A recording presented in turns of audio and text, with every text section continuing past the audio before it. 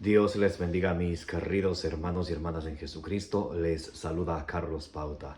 Bienvenidos y bienvenidas a la reflexión y meditación del Santo Evangelio del día de hoy, sábado 12 de abril del 2025. Gracias a cada uno de ustedes por estar aquí presentes para que juntos nos alimentemos con la palabra del Señor, que es la lámpara para nuestros pasos, la luz en el sendero de nuestra vida, de nuestro caminar, nos dice el Salmo 119, versículo 105. Pidámosle al Espíritu Santo que nos dé sabiduría, inteligencia, que nos dé prudencia, para que ustedes y yo así conozcamos el temor de Dios y aprendamos a hacer su voluntad, como dice allá en el libro de los Proverbios, capítulo 2, del versículo 1 en adelante. En Isaías capítulo 55, versículo 11, dice la palabra de Dios, que cuando Dios envía su palabra hacia nosotros, no regresa a Dios vacía, sin antes hacer aquello que Dios quiere que haga en nuestra vida. Por eso pidámosle al Señor que nos dé la gracia de recibir la palabra de Dios con humildad. Primero, de desechar todo lo malo de nuestra vida, especialmente de nuestro corazón, y de recibir la palabra de Dios con humildad, porque la palabra de Dios nos salva, y de no contentarnos con escuchar solamente la palabra de Dios, sino de ponerla por obra, dice Santiago capítulo 1 del versículo 21 al 22. Allá en Romanos 2:13 dice, no será justificado quien escuche la ley, sino quien la cumpla. Por eso es importante de ustedes y yo esforzarnos, no solamente por escuchar y contentarnos con eso, sino por cumplir, por obedecer, que nuestra fe vaya junto con la obediencia. Santiago 2:24 dice que la salvación no se alcanza solamente con la fe, sino que tiene que ir la fe y la obediencia, o sea, con las buenas obras. Efesios 2:10 dice, Dios dispuso de las buenas obras para que las pusiéramos en práctica. Muy bien. Comencemos, mis queridos hermanos y hermanas, en el nombre del Padre, y del Hijo, y del Espíritu Santo. Les invito a orar, repitan conmigo. Santo y divino Espíritu de Dios, destruye en mí toda pereza espiritual, toda indiferencia, toda tiniebla de confusión, toda distracción, y lléname plenamente de tu luz, de tu sabiduría, de tu conocimiento, de tu ciencia, para que al alimentarnos con la palabra del Señor, recibamos esa semilla del reino de los cielos en nuestro corazón y la recibamos con humildad, que perseveremos en ella y demos mucho fruto y alcancemos la meta de nuestra fe, que es la salvación de nuestras almas. A ti, Divino Espíritu, que eres Dios y siempre nos acompañas, a ti sea el honor, el poder, la adoración por los siglos de los siglos. Amén. Lectura del Santo Evangelio según San Juan, capítulo 11, del versículo 45 en adelante. Las autoridades judías deciden la muerte de Jesús. Muchos de los judíos que habían venido a casa de María, viendo lo que había hecho, creyeron en él. Pero algunos de ellos fueron a los fariseos y les contaron lo que había hecho Jesús. Entonces los sumos sacerdotes y los fariseos convocaron consejo y decían, ¿qué hacemos? Porque este hombre realiza muchos signos. Si le dejamos que siga así, todos creerán en él y vendrán los romanos y destruirán nuestro lugar santo y nuestra nación. Pero uno de ellos, Caifás, que era el sumo sacerdote de aquel año, les dijo, vosotros no sabéis nada, ni caéis en la cuenta de que os conviene que muera uno solo por el pueblo y no perezca toda la nación. Esto no lo dijo por su propia cuenta, sino que como era sumo sacerdote, aquel año profetizó que Jesús iba a morir por la nación. Y no solo por la nación, sino también para reunir en uno a los hijos de Dios que estaban dispersos. Desde ese día decidieron darle muerte, Por eso Jesús no andaba ya en público entre los judíos, sino que se retiró de allí a la región cercana a la región cercana al desierto, a una ciudad llamada Efraín, y allí residía con sus discípulos. Estaba cerca la Pascua de los judíos y muchos del país habían subido a Jerusalén antes de la Pascua para purificarse. Buscaban a Jesús y se decían unos a otros, estando en el templo: ¿qué os parece? ¿Que no vendrá a la fiesta? ¿Qué os parece? ¿Que no vendrá a la fiesta? Los sumos sacerdotes y los fariseos habían dado órdenes de que si alguno sabía dónde estaba, lo notificara para detenerlo. Palabra del Señor. Gloria a ti, Señor Jesús. Mis amados hermanos y hermanas, bienvenidos y bienvenidas. Hoy estamos leyendo y vamos a meditar el Santo Evangelio según San Juan, capítulo 11, del versículo 45 al 57. Las autoridades judías deciden la muerte de Jesús. Deciden la muerte del justo. Toda la pasión de Jesucristo estaba ya profetizada en Isaías capítulo 52 del versículo 13, todo el capítulo de Isaías 53, en Sabiduría capítulo 2 del versículo 10 en adelante. Podemos ver y pueden leer en su casa cómo ya estaba profetizado la muerte de Jesús. ¿Y por qué lo quieren matar? Y dice en el libro de la Sabiduría capítulo 2, porque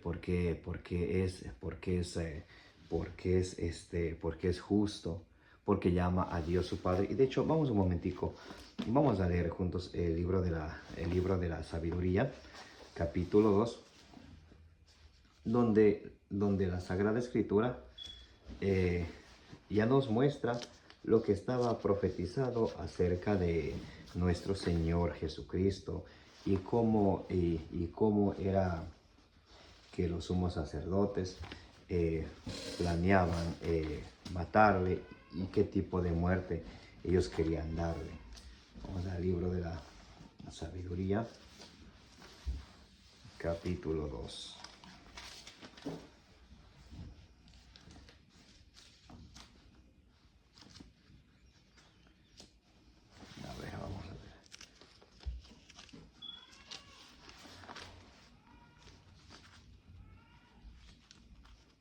Muy bien, bendito sea Dios. El libro de la Sabiduría, capítulo 2, vamos a leer desde el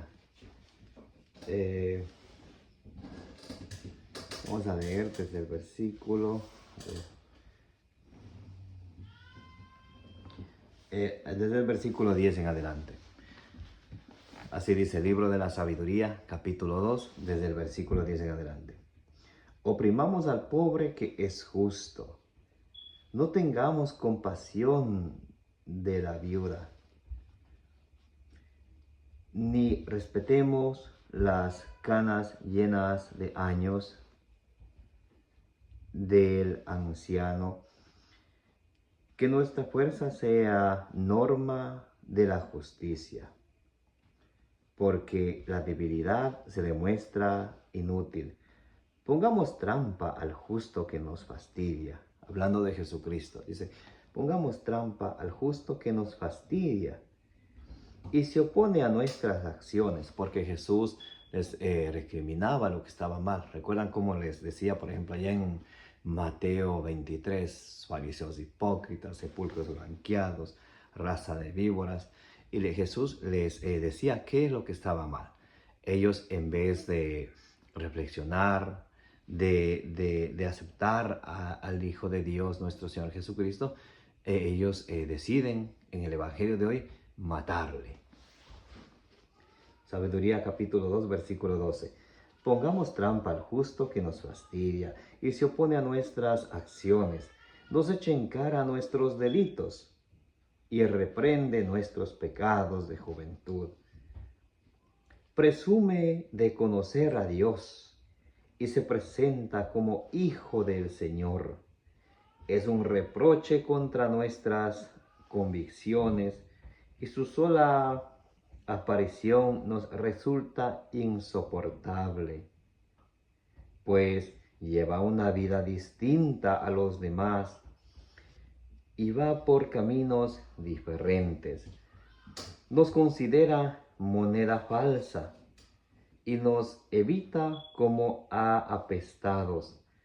Celebra el destino de los justos y presume que Dios es su Padre. Aquí está hablando de Jesucristo. Ya veremos si lleva razón, comprobando cuál es su desenlace. Pues si el justo es hijo de Dios, Él lo rescatará y lo librará del poder de sus adversarios. Lo someteremos a humillaciones y torturas para conocer su temple y comprobar su entereza. Lo condenaremos a una muerte humillante, pues según dice, Dios lo protegerá. Palabra de Dios, te alabamos, Señor. Entonces, ahí en el libro de la sabiduría está cómo ellos planean matarle. ¿Y por qué? Porque les dice sus verdades y así lo consideran como un enemigo antes de aceptarle como el ungido de Dios. Ellos están tan enraizados en la ley de Moisés, son moisesianos, que no creen en el Mesías, en nuestro Señor Jesucristo. Simplemente no creen. ¿Cuántos a veces hoy en día están tan enraizados en la ley de Moisés y rechazan, rechazan el mensaje, la buena noticia, el evangelio de nuestro Señor Jesucristo? ¿Cuántos se han ido de la iglesia de Jesucristo y se han enraizado en la ley de Moisés? Se les llama moisesianos porque siguen la ley de Moisés.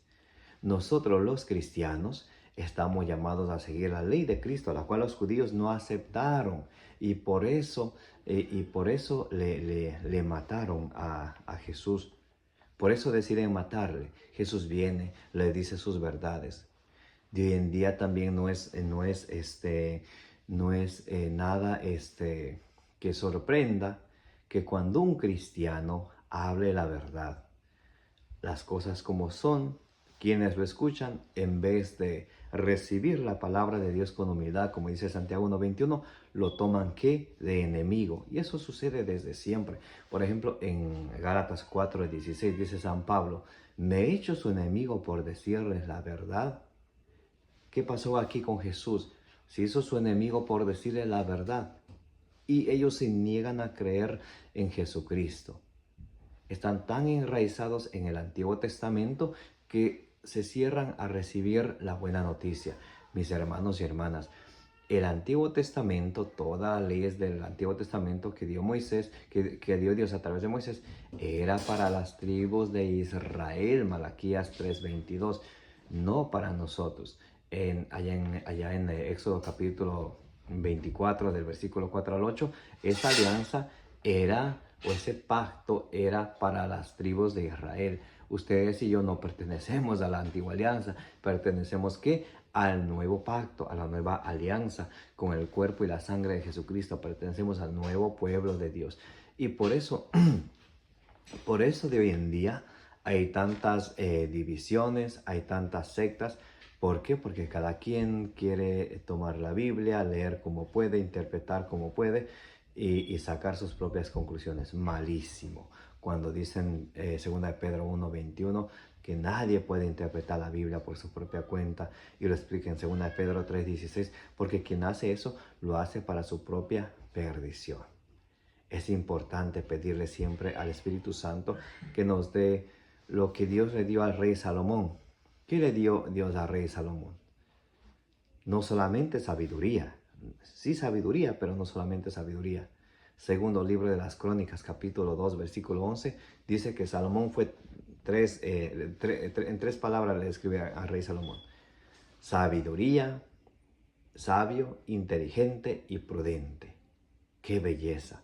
¡Qué regalo tan hermoso que ustedes y yo podríamos pedir al Señor todos los días, que nos dé sabiduría, inteligencia, prudencia! También nos dice en el libro de los Proverbios, capítulo 2, del versículo 1 en adelante, para no hacer lo que nosotros querramos, sino aprender a hacer cuál es la voluntad de Dios, dice Efesios 5:10. Buscad cuál es la voluntad de Dios.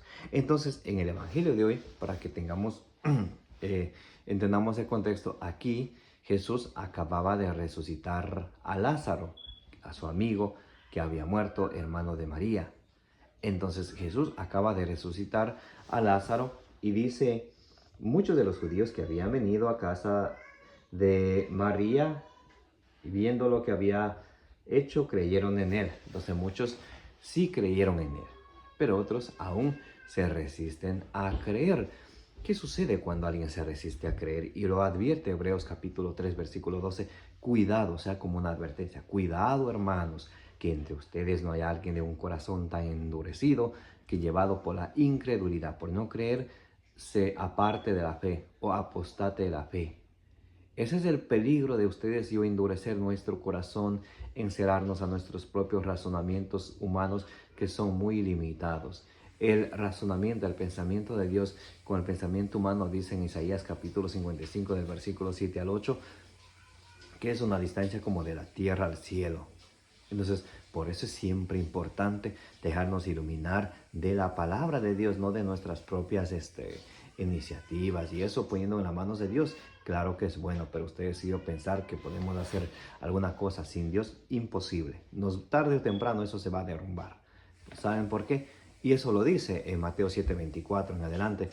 Todo el que escucha la palabra de Dios y la pone por obra es como aquel hombre que edifica su casa con un cimiento de piedra. Viene el viento, viene la tormenta y no pasa nada porque está firme. Así es quien escucha la palabra de Dios y la pone por obra. Pero quienes creen que pueden sin Dios y quienes, aunque escuchen la palabra de Dios, deciden no creer, es como aquel hombre que hizo su casa sobre arena. Viene la lluvia y se lo lleva con todo.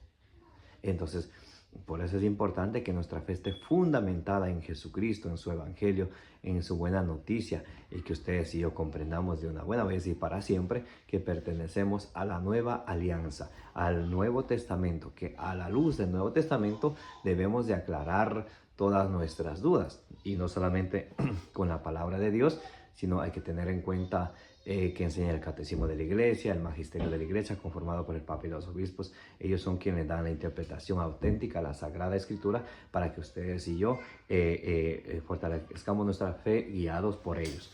Muy importante. Entonces, muchos judíos vieron lo que Jesús había resucitado a Lázaro y creyeron en él. Y mientras otros empezaron a decirse entre sí: ¿qué hacemos? Porque este hombre realiza muchos signos. Si le dejamos que siga, todos creerán en él y vendrán los romanos y destruirán nuestro lugar santo y nuestra nación. Entonces, ellos están con miedo de ¿qué? De perder la autoridad, porque la gente ya no les escucharía a los fariseos, sino le escucharía a nuestro Señor Jesucristo. Dice: ¿qué hacemos? Si dejamos que siga, va a creer en él. Oigan, ¿cómo esto sucede de hoy en día? Les voy a poner un ejemplo. Si han dado cuenta, por ejemplo, en los ministerios, hablemos de un grupo de oración en específico, o para que no se tomen a pecho los grupos de oración, que no tenemos nada contra ellos, sino es un ejemplo que uno ha vivido y uno también ha visto. O en cualquier ministerio, póngale así, en cualquier ministerio. Suele mucho pasar. No solamente hay un dicho que dice, un dicho por ahí, no es de la Biblia ni de filosofía, nada de eso, que hay personas que quieren verte bien, pero no mejor que ellos. Sucede que a veces sirven de un ministerio, viene alguien y quiere ayudar, y hay ese celo que no le dejan participar por miedo a que va a sobresalir más, como que si uno fuera el centro del compartir de la palabra de Dios. Y están pero sumamente equivocados, sumamente errados, que de verdad no tiene ni sentido lo que lo que dicen o lo que afirman. Alguien me decía a mí, a ti no te dejan a ti evangelizar en tal lugar porque te tienen miedo que la gente te siga a ti. Yo digo, hermano, si nosotros no estamos para ganar, nosotros estamos todos para trabajar en unidad, para ganar personas. ¿Para quién? Para nosotros. No, nosotros no somos Dios ni Cristo. Estamos para ganar personas, almas para Cristo. Si alguien sabe más que yo, bendito sea el Señor, porque es un instrumento de Dios para toda la comunidad. Muy importante. Y me viene tan claro que a la mente cuando ellos dicen, no, pues si dejamos que siga, la gente va a creer en él. Igualito que suele pasar en muchas cosas. Y hay de aquellos líderes que, aunque estén obrando mal, les guste siempre estar allí por supuesto, como los fariseos, para que la gente le diga, este es fulanito o fulanita, pero sus obras le delatan totalmente lo contrario. Como dice Tito 1:16, profesan conocer a Dios, pero con sus obras le niegan. Si yo estuviera trabajando en un ministerio, alguien me viene a ayudar, bendito sea el Señor, ya no soy yo, no somos dos que estamos en eso. ¿Cómo me voy a poner celoso de otra persona que me quiere ayudar, que quiere que trabajemos juntos? O sea, no hace sentido en realidad. Simplemente el querer uno ser el centro y no dar oportunidad a otra persona que ayude con uno. De hecho, Eclesiástico capítulo 4, versículos 10 y 11 dice que entre dos se debe de hacer. Entonces, o sea, eso siempre nos explica la Sagrada Escritura que el trabajo en equipo es mucho mejor que uno solo. ¿Por qué se estancan muchos? Porque se creen la última Pepsi-Cola del desierto y creen que pueden solo, no se dejan ayudar. O bien el grupo está así, peor, o se desmorona. ¿Por qué? Por tratar de satisfacer a su propio orgullo o por tratar de satisfacer a otras personas. Una vez cuando yo le dije a alguien, déjame compartir la palabra de Dios y ustedes saben cómo comparto con capítulo, con versículo. Esta persona me dijo, pero primero o sea, tu prédica tiene que agradarle a fulanito tal, que no va a decir el nombre, para que puedas estar ahí. Y yo digo, Dios mío. Y este fulanito tal era una persona que hablaba de muchas cosas menos de la Sagrada Escritura. Y me dicen que tengo que agradarle a esta persona.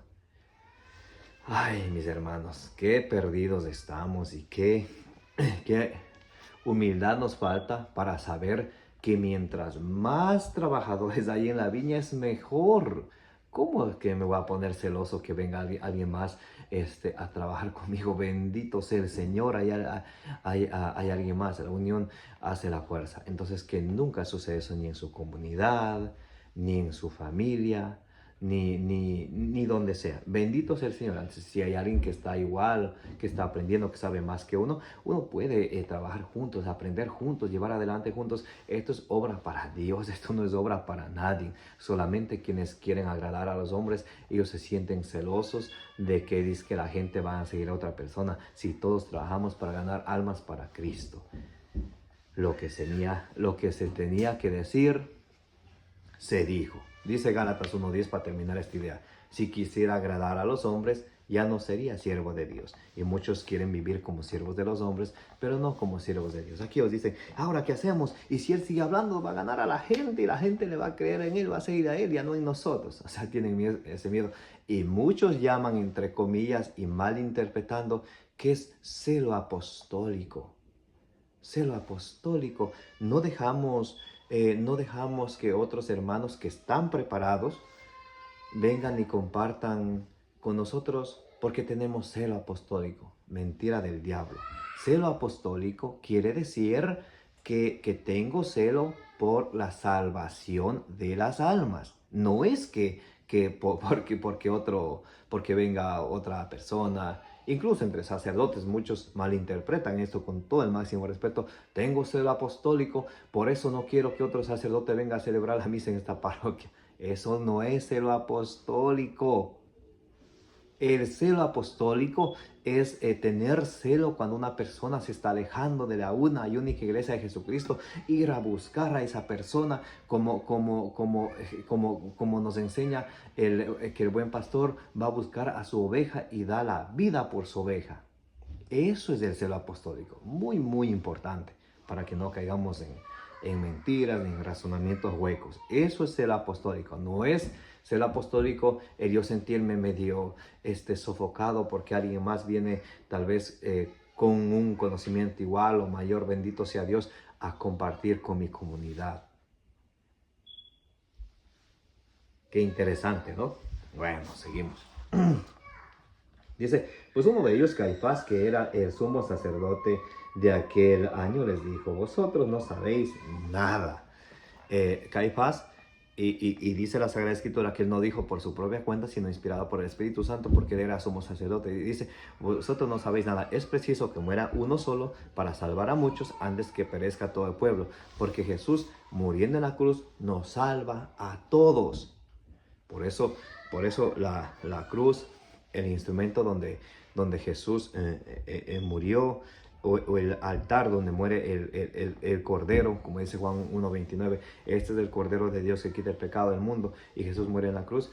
La cruz para nosotros, los católicos, los cristianos católicos, es poder de Dios.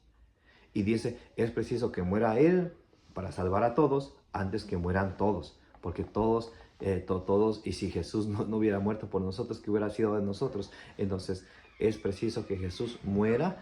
¿Para qué? Para salvarnos a todos. Efesios 2:15 dice que Jesús murió en la cruz para hacer de los pueblos, de todos los pueblos, de los dos pueblos, Antiguo y Nuevo Testamento, hacer un solo pueblo. Que todos creyéramos en Jesucristo y tengamos nuestra confianza puesta en Él, para que, como dice en Juan 10:16, haya un solo rebaño con un solo pastor. No puede haber un pastor con muchos rebaños. No. Un solo rebaño, un solo pastor. La iglesia es el cuerpo, Jesús es la cabeza. Y todos los bautizados, los que nos mantenemos fieles en la doctrina de nuestro Señor Jesucristo, en la una y única iglesia que Él fundó, la iglesia una, santa, católica, apostólica, todos somos miembros de esa iglesia que es el cuerpo, del cual Jesucristo es la cabeza. Muy importante. Por eso Jesús muere para redimirnos de nuestros pecados, para que ustedes y yo tengamos vida y vida en abundancia. Juan 3:16, tanto amó Dios al mundo que envió a su Hijo único, para que quien cree en Él tenga vida y vida en abundancia. Para eso ustedes y yo estamos llamados a acercarnos al Señor, no solamente para oír, para creer y para obedecerle a Él lo que Él dice. Y termina diciendo el Evangelio de hoy. Estaba cerca la Pascua de los judíos y muchos del país habían subido a Jerusalén antes de la Pascua para purificarse. Buscaban a Jesús y se decían unos a otros estando en el templo, ¿qué os parece? ¿Que no vendrá a la fiesta? Los sumos sacerdotes y los fariseos habían dado órdenes de que si alguno sabía dónde estaba, lo notificara para detenerle. Entonces los sumos sacerdotes están ya decididos a darle muerte al Señor. Y también se valen y le dicen, le dicen a las personas, si alguien lo mira, avísenos para ir a detenerlos, a detener a nuestro Señor Jesucristo. Imagínense que hasta dónde puede llegar la incredulidad de una persona hasta rechazar al mismo Señor Jesucristo. Como decían ellos, creemos en el Dios Padre, pero no en Jesucristo su ungido. No sucede tan contrario de hoy en día. Los protestantes, ¿qué dicen? Los que protestan contra la fe cristiana católica, que es la única y auténtica fe que nos trajo nuestro Señor Jesucristo. ¿Qué dicen ellos? Creemos en Cristo y no en su iglesia. Mientras nosotros los católicos, no es que queremos en parte, sino queremos todo. Creemos en Cristo, queremos a Cristo, su iglesia, el pastor que dejó Cristo en su iglesia, la madre de nuestro Señor Jesucristo y el cuerpo y la sangre de Jesucristo. Amén. Mis queridos hermanos y hermanas, les envío un gran abrazo. Les exhorto, les pido que sigan perseverando en la fe, que nada les desanime, que nada les detenga. Jesús está siempre con ustedes. Como dice Filipenses 4:13, todo lo puedo en Cristo que me fortalece. Y si Dios está con nosotros, nadie contra nosotros, como dice allá en Juan capítulo 8, versículo 31. Que el Señor les bendiga, que la bienaventurada siempre interceda por cada uno de vosotros, por vuestras familias y por el mundo entero. Me llamo Carlos Pauta. Denle suscribir, denle me gusta, denle compartir. Como dice allá en Números capítulo 6, versículo 24, que el Señor te bendiga y te proteja.